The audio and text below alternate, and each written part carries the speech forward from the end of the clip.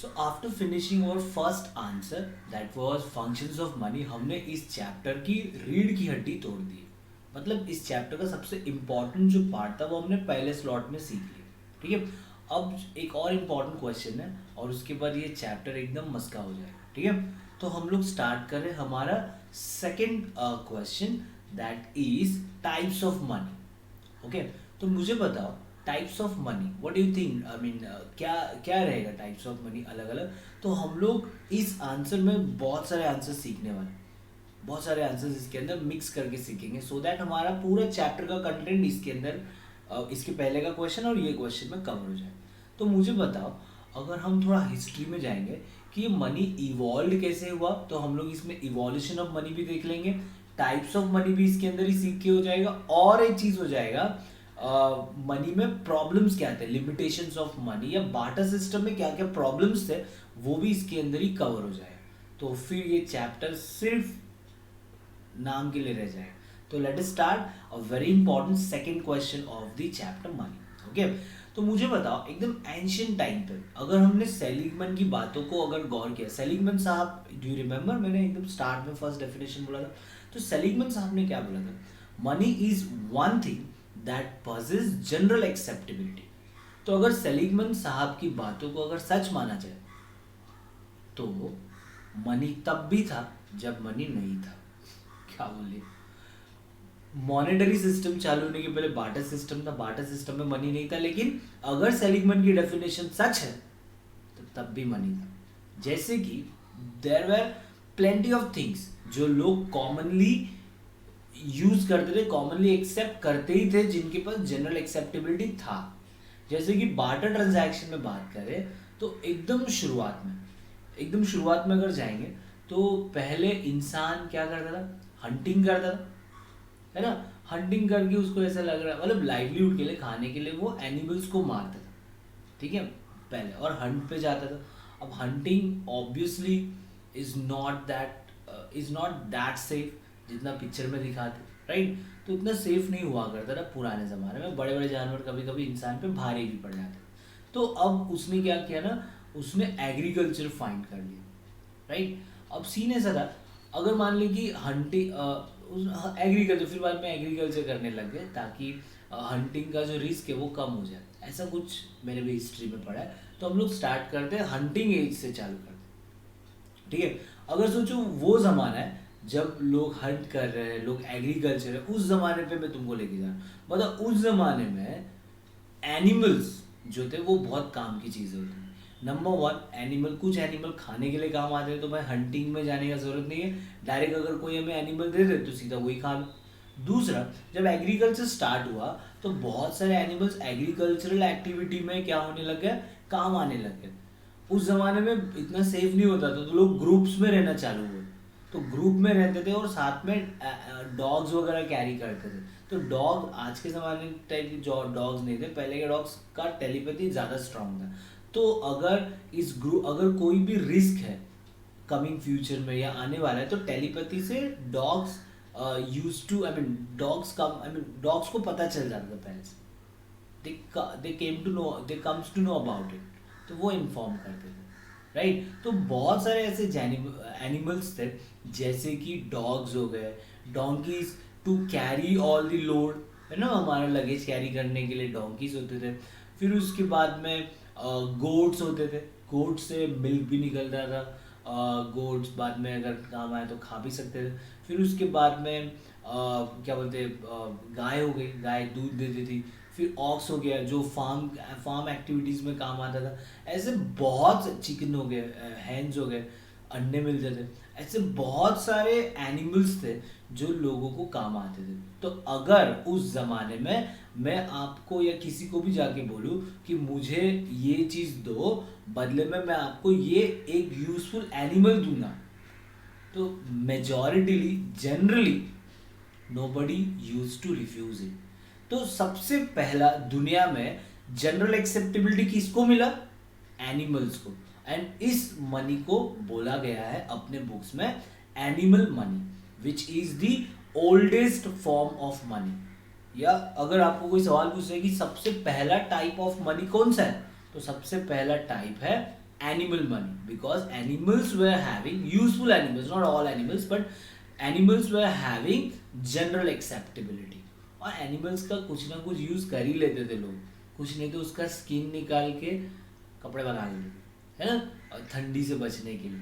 तो basically animals were the first, animal money is the oldest form of money. Got it. चलो, तो पहला, अच्छा तो मेरे को बताओ, जब एनिमल से काम हो रहा था ट्रांजैक्शन का, तो आज का ये मनी की इवॉल्व हुआ रहेगा, तो डेफिनेटली उस जमाने में कुछ तो प्रॉब्लम रहा होगा. तो एनिमल्स के साथ बड़ा प्रॉब्लम क्या था? एनिमल्स के साथ बड़ा प्रॉब्लम था divisibility. What is divisibility? Ability to divide into small units, है ना. बताओ, आज अगर तुम्हारे पास 2000 की नोट है, तो क्या तुम इसको स्मॉल यूनिट्स में डिवाइड कर सकते हो? ऑफ कोर्स हम इसको छुट्टा कर सकते हैं, 100 में कन्वर्ट कर सकते हैं, 10 में कन्वर्ट कर सकते हैं, है ना. और एक्सट्रीम पे जाए तो 1 रुपए में भी कन्वर्ट कर सकते हैं, अगर सामने वाले के पास होगा तो. लेकिन हम डिवाइड तो कर सकते हैं ना. तो today's money has divisibility. But सोचो, एनिमल के पास डिविजिबिलिटी है. अगर हमारे पास 4 बैल है, कोई भी पान पट्टी पे जाके इसको 50 बकरी में कन्वर्ट कर सकते थे? नो.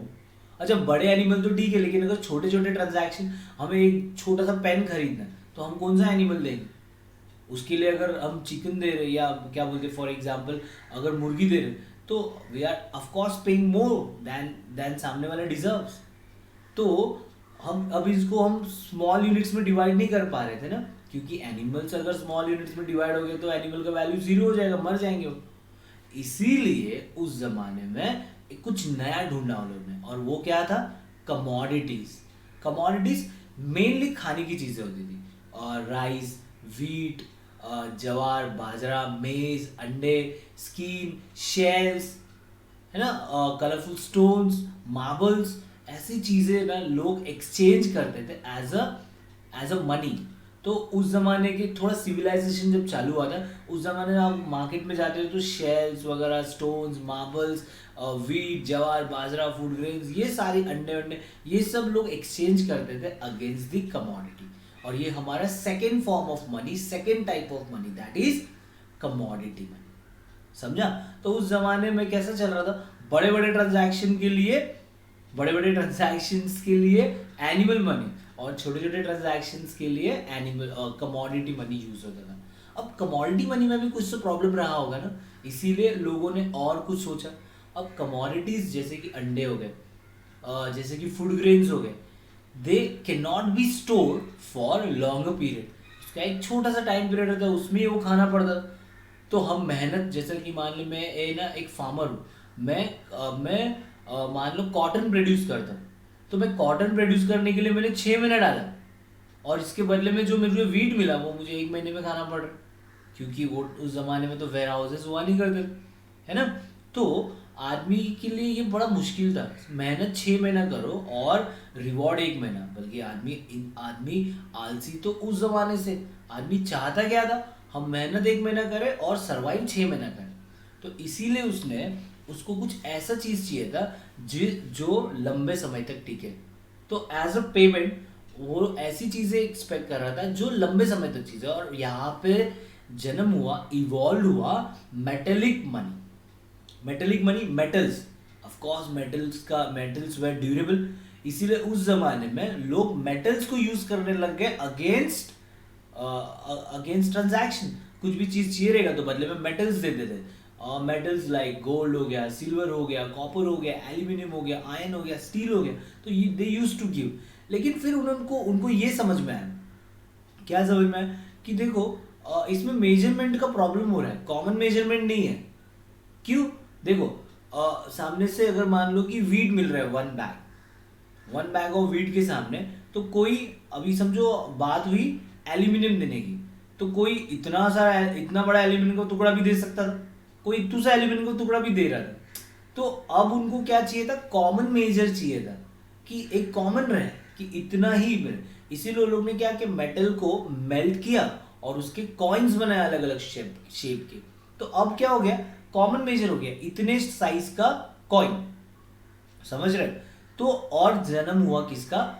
मेटेलिक कॉइन्स का. समझा? तो कैसे चला, देखो ये टाइप्स ऑफ मनी या मनी कैसे कैसे इवॉल्व हो रहे हैं.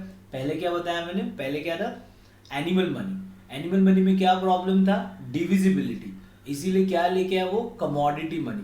कमोडिटी मनी में क्या प्रॉब्लम था, ड्यूरेबिलिटी का इश्यू था, पेरिशेबल था, इसीलिए क्या लेके आए, मेटेलिक मनी। मेटेलिक मनी में क्या प्रॉब्लम था, कॉमन मेजर नहीं हुआ करता, इसीलिए वो लोग ने क्या लेके आए, मेटेलिक कॉइन्स लेके आए, है ना, यूनिफॉर्मिटी मेंटेन करने के लिए। फिर उसके बाद में मेटेलिक कॉइन्स में भी कुछ प्रॉब्लम है ना, क्या प्रॉब्लम है, प्रॉब्लम ऑफ पोर्टेबिलिटी। पोर्टेबिलिटी मतलब ability to transport from one place to another, ability to move from one place to another place, समझ रहे हैं। अब सुनो, मेटेलिक, सोचो पूरे दुनिया, पूरे इंडिया में सिर्फ कॉइन्स ही है, आज के ज़माने की बात करें, नोट्स है ही नहीं, तो बताओ बड़े बड़े ट्रांजैक्शन में कितना लोड उठा के लेके जाना पड़ेगा। समझो आपका आपका इंस्टीट्यूट है या आपका कॉलेज जो है वो है 10 किलोमीटर लंबा, और आपको यहाँ से फीस भरने की है, आपकी फीस है 50,000 रुपीज़, तो 50,000 रुपीज़ का कॉइन का वेट भी कितना सारा होगा, अब वो कैरी करना भी तो डिफिकल्ट होगा ना, समझ रहे। आज के ज़माने में लोग करोड़ों का ट्रांजैक्शन करते हैं, काउंट कैसे करोगे इतने सारे मन, इतना सारा कॉइन, है ना। इसीलिए इसीलिए लोगों ने पोर्टेबिलिटी का प्रॉब्लम सॉल्व करने के लिए क्या लेके आए, पेपर मनी लेके आए, है ना। पेपर मनी जैसे 100 कॉइन का वैल्यू एक पेपर में, तो ये हो गया तुम्हारा 100 रुपए का नोट, है ना। पेपर चीप थे, चीप है, और दूसरा वो हल्के थे, इसीलिए पोर्टेबिलिटी का प्रॉब्लम सॉल्व हो गया। अब बताओ इंडिया में नोट्स कौन छापता है, तो इंडिया में देखो सारे कॉइन्स जो है they are manufactured by government of India, और 1 रुपए का नोट है ना, उस पर देखो कभी जाके, उसके ऊपर गवर्नमेंट ऑफ इंडिया लिखा होता है। तो इंडिया में government prints all the coins and 1 rupee note, और हायर डिनोमिनेशन 2 रुपए से लेके सारे नोट्स कौन बनाता है, reserve bank of India, right. तो ये सीन हो गया पेपर मनी का। अब पेपर मनी में क्या प्रॉब्लम था, पेपर मनी में रीजन प्रॉब्लम्स थे कि वो पेपर फट जाता था, पेपर मनी। दूसरा, हर होली में गुलाबी हो जाता था वो, फिर उसके बाद में डुप्लीकेट नोट्स बनाते थे, ये बड़ा प्रॉब्लम है। तो इसीलिए लोगों ने क्या लेके आए, plastic money. Plastic money, plastic money का example, money made up of plastic, जैसे कि debit card, ATM card, credit card. ये क्रेडिट कार्ड और डेबिट कार्ड का फर्क समझता है, ऑफ कोर्स। डेबिट कार्ड, जैसे मेरे दोस्त, जैसे कि मान लो कोई तुम्हारा दोस्त बोल रहा है मेरे पास 8 बैंक के डेबिट कार्ड है, तो तुम क्या बोले, फायदा क्या है, पैसा किस में वो बता, है ना। क्योंकि debit cards are like prepaid mobile service, पहले पैसा भरो फिर यू कैन यूज इट, समझ रहे। जैसे कि मान लो कि डेबिट कार्ड कब यूज होता है, जब आपके बैंक का, मतलब डेबिट कार्ड का कॉन्सेप्ट समझो, आपके बैंक अकाउंट से कनेक्टेड रहता है, जितना पैसा तुम्हारे बैंक में है उतना ही पैसा तुम यूज कर सकते हो। तो अगर मान ले तुम्हारे बैंक में 0 रुपीज़ है, तो वो कार्ड का वैल्यू ही 0, तो स्वाइप करेंगे तो कुछ पैसे सामने वाले को मिलेगा ही नहीं। इसीलिए debit cards are prepaid ones, okay. लेकिन क्रेडिट कार्ड का ऐसा नहीं है, क्रेडिट कार्ड जो होता है ना वो पोस्टपेड है, पहले इस्तेमाल करो, विश्वास मत करो, उसके बाद पेमेंट करो, विश्वास का क्या करेंगे। तो बेसिकली पहले यूज करो और उसके बाद पेमेंट करो, जैसे पोस्टपेड होता है ना कनेक्शन, मोबाइल का बिलिंग वाला मोबाइल जिसको बोलते हैं वो, राइट। तो क्रेडिट कार्ड में ऐसा है, हर 30 दिन के बाद में आपको बिल आता है, और 50 डेज में आपको पे करना होता है, सॉरी क्रेडिट लिमिट होता है 50 डेज, तो विद इन 50 डेज आपको पे करना पड़ता है, ठीक है। तो that is the difference between debit card and credit card. Debit cards are prepaid and credit cards are postpaid, clear. अब मुझे बताओ what is the difference between ATM card and debit card. तो डेबिट कार्ड और ATM card में क्या फर्क होता है, आज के ज़माने में तो दोनों सेम है, बट पुराने ज़माने में एटीएम कार्ड्स सिर्फ एटीएम मशीन में यूज़ होते थे, तो they were use only for withdrawing money, उससे तुम स्वाइप नहीं कर सकते। तो अलग कार्ड होता है एटीएम कार्ड, और डेबिट कार्ड से आप सिर्फ स्वाइप करेंगे, आपका अकाउंट डेबिट होगा, माइनस होगा, जिधर जिधर स्वाइप करेंगे, आप शॉपिंग कर रहे हो, आप रेस्टोरेंट में बैठे हो, आपने कार्ड दिया डेबिट कार्ड, तो स्वाइप होगा और आपके बैंक अकाउंट से मनी डिडक्ट होगा। फिर बैंक बोले भाई, बैंक एक, कस्टमर एक, तो दो अलग अलग ट्रांजैक्शन को एक ही में चिपका डाला। तो आज जो कार्ड हम यूज करते हैं उसमें से आप मनी विड्रॉ भी कर सकते हो और आप उससे स्वाइप भी कर सकते हो। And they are not only called debit card और ATM card, they are called ATM cum debit card, जिसमें दोनों फैसिलिटीज है। I hope I am clear with all the plastic money, that is ATM card, debit card and क्या बोल रहे हैं, credit card. ठीक है, अब इसके भी आगे, अब मुझे बताओ ATM card debit card use करने के लिए तुमको कार्ड कैरी करो, स्वाइप करो, पासवर्ड याद रखो।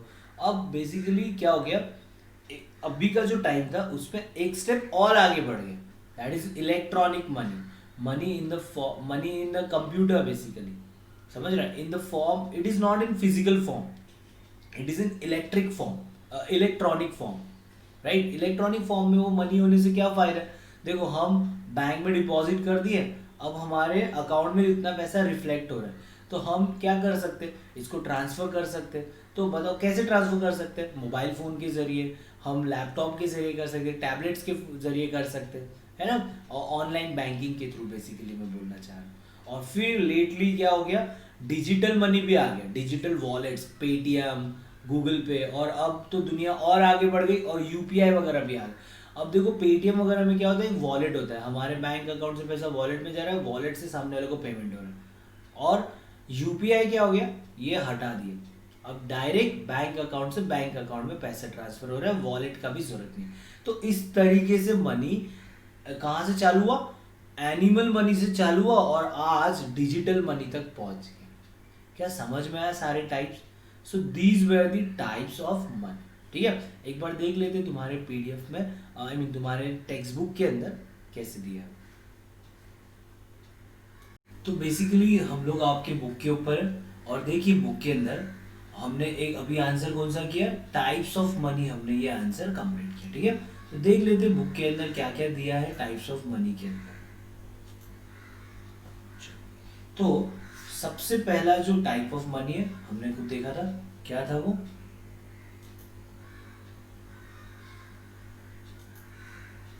Animal money. ओके, ये हमने किया। फिर उसके बाद में कमोडिटी मनी, फिर उसके बाद में मेटेलिक मनी। मेटेलिक मनी में देखो क्या है, तो metallic money used to be durable metal such as gold, silver, copper, aluminium, nickel. However the scarcity of precious metal and lack of uniformity in metallic pieces gave rise to use of metallic coin. Okay, अब metallic coins में क्या है, देखो metallic coins क्या है, the rulers or kingdoms were used a small piece of metals and affix their seals on them.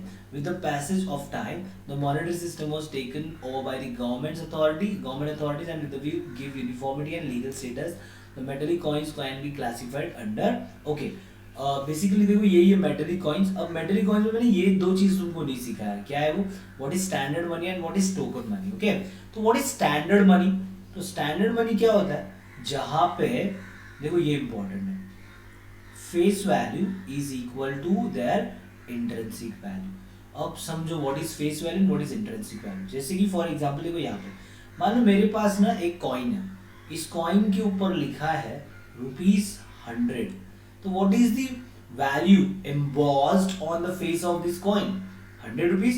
तो ये 100 rupees क्या है ना, इसका फेस वैल्यू। क्या समझा, फेस वैल्यू मतलब थोबड़े पे जो वैल्यू चिपका है, that is your face value, मतलब बेसिकली द वैल्यू रिटन और embossed on the face of the coin। now what is intrinsic value, मान लो कि ये जो कॉइन है ना, ये किससे बना था, गोल्ड से बना था। ठीक है, किससे बना था, गोल्ड से। अबे ना इसको मैं ऐसा हेड टेल खेल रहा था, बोर हो गया, बोला हेड टेल खेल के ना पता नहीं यार, तो मैंने क्या किया ना, थोड़ा साइंस में मेरे को बचपन से बहुत रुचि थी, तो मैंने क्या कि एक वाटी लिया, एक बॉल लिया, उसके अंदर कॉइन डाला और है ना उसको गैस के ऊपर रख के पिघलाना चालू किया। तो अभी गोल्ड है, गोल्ड तो जल्दी पिघल, आई मीन तो क्या हो गया, गोल्ड पिघलना स्टार्ट हो, जैसे ही पिघलना चालू हो गया, उसका ऊपर उसके ऊपर का गवर्नमेंट का जो वैल्यू था वो सब फिनिश। अब वो है ना पहले लिक्विड बना, फिर बाद में उसका मेटल बन गया, अब ये गोल्ड। बताओ क्या मेरे को ये लॉस हुआ है? तो मैंने बोला भाई ऐसे तो अभी ये मार्केट में तो इसका वैल्यू कुछ नहीं है, क्योंकि मार्केट में नोबडी विल एक्सेप्ट इट, क्योंकि इसके ऊपर का सारा वैल्यू खत्म हो गया। तो मैंने बोला कि गोल्ड है ना, चलो हम गोल्ड स्मिथ के पास जाते हैं, सोनार के पास जाते हैं। तो मैंने गोल्ड स्मिथ के पास गया और उसको ये गोल्ड का टुकड़ा दिया और बोला कि इसका जो वैल्यू आता है मुझे आज के रेट के हिसाब से दे दो। तो उसने मेजर किया, कैलकुलेट किया, कुछ तो किया और मेरे हाथ में 100 रुपए पकड़ा दिए। बताओ तो what is the value of that metal, that is also 100 rupees. तो इस कॉइन को क्या बोलेंगे? Standard coin. क्या बोलेंगे इसको? Standard coin. क्यों? क्योंकि इसका फेस वैल्यू और इसका मेटल का वैल्यू बोथ आर इक्वल। क्या समझा? देखो आ जाओ बोर्ड के ऊपर, क्या लिखा? What is standard coin?